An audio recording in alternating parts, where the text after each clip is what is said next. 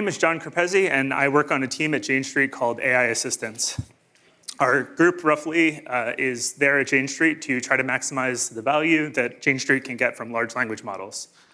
And I've spent my entire career in dev tools. Before I worked at Jane Street, I was at GitHub for a long time, and then before that, I worked at a variety of other dev tools companies.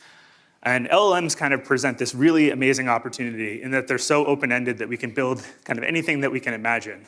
And it seems like right now, the only thing moving faster than the progress of the models is kind of our creativity around how to employ them.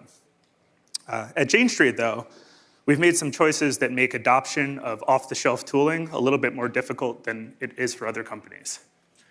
And kind of the biggest reason that we have this problem is that we use OCaml as a development platform. For those not familiar with OCaml, it is a functional, very powerful language, but it's also incredibly obscure language. It was built in France, and its most common applications are in things like theorem proving or formal verification. It's also used to write programming languages. We use OCaml kind of for everything at Jane Street. So just a couple quick examples. When we write web applications, of course, web applications have to be written in JavaScript. But instead, we write OCaml, and we use a library called JS of OCaml that is essentially a OCaml bytecode to JavaScript transpiler. When we write plugins for Vim, those have to be written in Vim script. But we actually use a library called vCaml, which again is OCaml to Vim script transpiler. And even people at the company that are working on FPGA code, they're not writing Verilog, they're writing in an OCaml library called HardCaml. So why are the tools on the market available not good for working with OCaml? I think it kind of comes down to a few primary reasons. The first and the most important is that models themselves are just not very good at OCaml. And this isn't the fault of the AI labs. This is just kind of a byproduct of the amount of data that exists for training.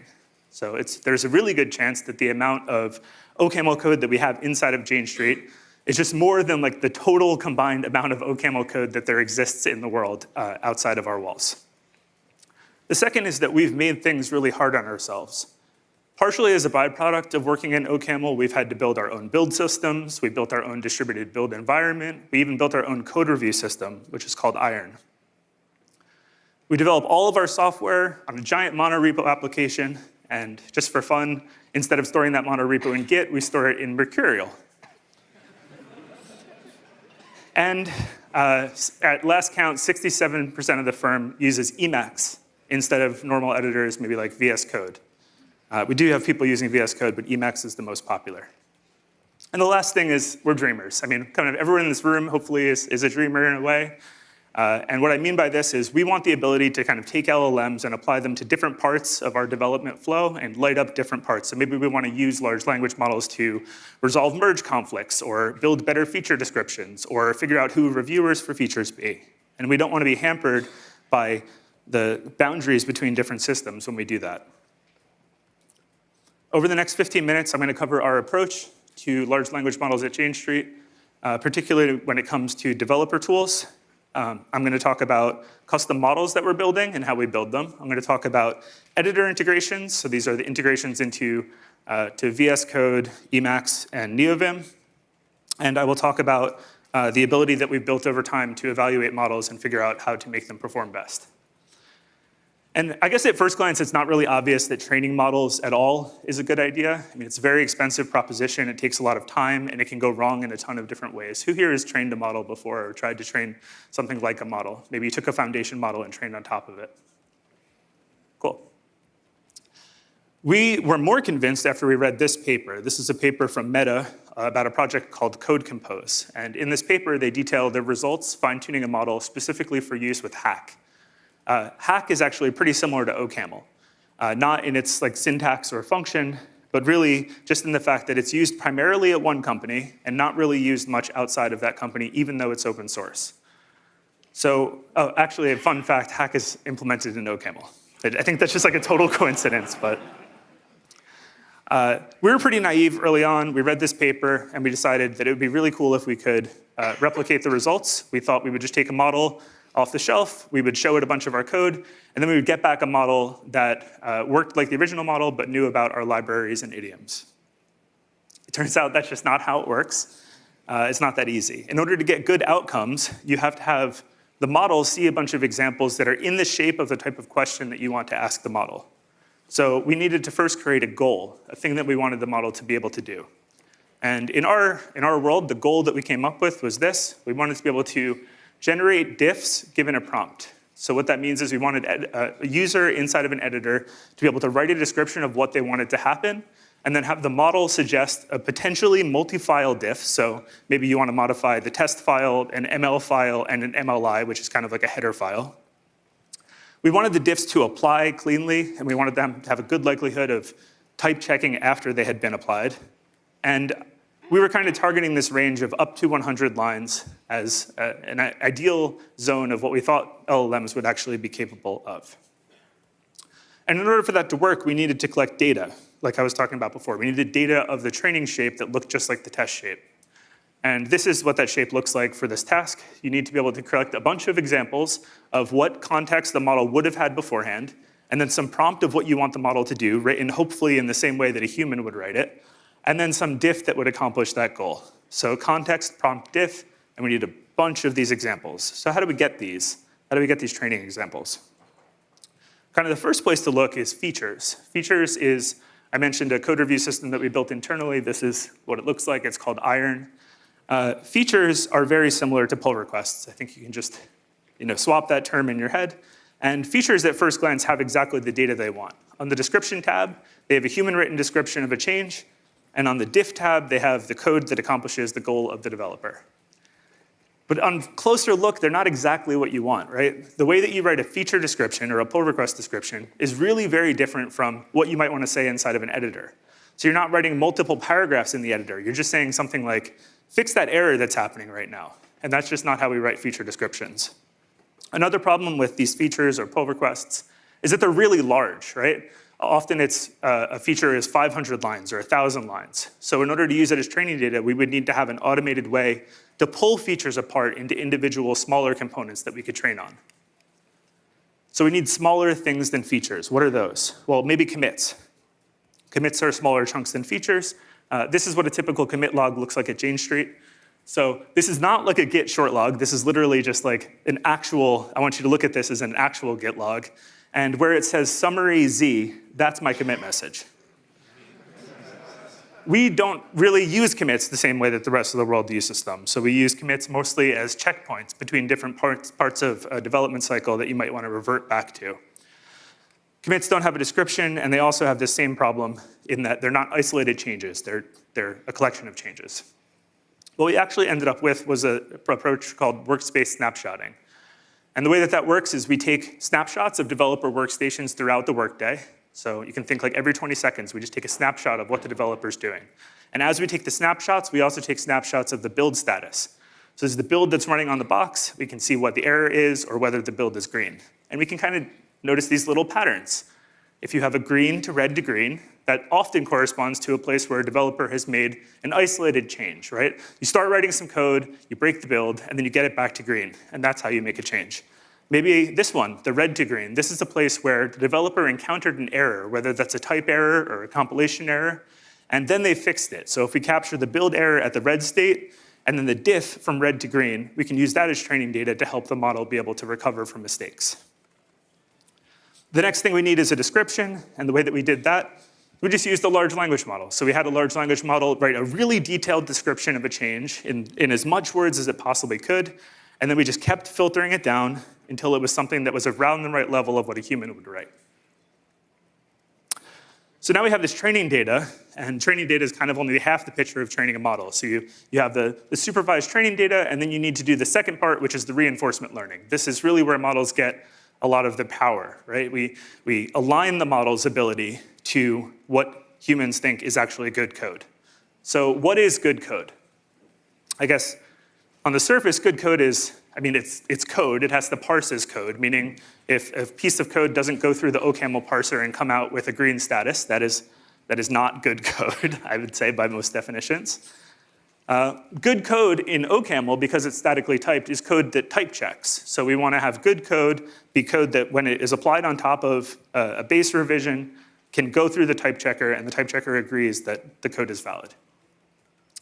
And of course, the gold standard is that good code is code that compiles and passes tests. So ideally, during the reinforcement learning phase of a model, you could give the model a bunch of tasks that are like verifiable. We have the model perform some edit, and then we check whether or not it actually passes the test when applied to the code. So we did that. We've done this as part of our training cycle, and we built this thing that is called CES. It's the Code Evaluation Service. You can think of it kind of like a build service, except with a slight modification to make it much faster. And that's that first we pre-warm a build. It sits at a revision and is green. And then we have these workers that all day just take diffs from the model, they apply them, and then we determine whether the build status turns red or green. And then we report that error or success back up to the build function. And through continued use of this service over the course of like months, we're able to better align the model to write code that actually does compile and pass tests. It turns out this exact same setup is the one that you would want for evaluation. So if you just hold out some of the RL data, you can also use it to evaluate models' ability to write code. Kind of looks like this. You give the model a problem, you let it write some code, and then you evaluate whether or not the code that it writes actually works. And training is hard, and it can have kind of catastrophic but hilarious results. So at one point, we were training a code review model, and this is a totally separate model, but the idea was we want to be able to give some code to this model and have it do a first pass of code review just like a human would do to try to save some of the toil of code review. We trained this model, we put a bunch of data into it, we worked on it for months, we were real excited, and we put our first code in for code review through the automated agent. It spun for a bit, and it came back with something along the lines of, I'll do it tomorrow. And like, of course it did that, because it's trained on a bunch of human examples, and humans write things like, I'll do things tomorrow, or I'll do this tomorrow. So it's not very surprising. So having evaluations that are meaningful is kind of a cornerstone of making sure that models don't go off the rails like this and you don't waste a bunch of your time and money. In the end, though, the real test of models is whether or not they work for humans. So I'm going to talk a little bit about the editor integrations that we've built to expose these models to developers at Jane Street. Kind of when we were starting building these integrations, we had 3 ideas in mind. The first idea was, wow, we support 3 editors. We have NeoVim, VS Code, and Emacs, and we really don't want to write the same thing 3 times. So ideally, we don't want to write all the same context building strategies and all of the same prompting strategies. We want to just write it once.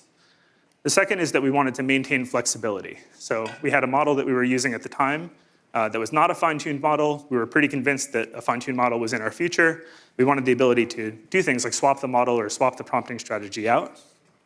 And lastly, we wanted to be able to collect metrics. So in a developer, in their editor, developers care about latency. They care about whether or not the diffs actually apply. So we wanted to get kind of on-the-ground real experience of whether or not the diffs really were meaningful for people.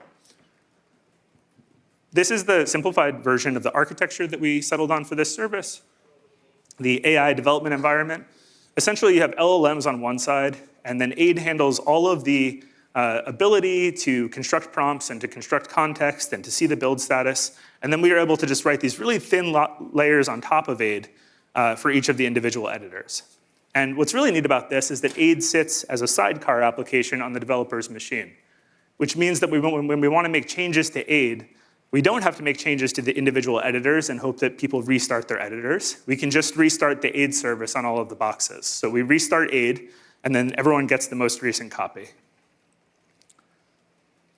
This is an example of AID working inside of VS Code. So this is the sidebar in VS Code, very similar to something like Copilot, except this thing allows you to ask for it and get back multi-file diffs. And you can see it kind of looks like what you'd expect in VS Code. It's a visual interface that lays things out really nicely. This is what we built in Emacs, though.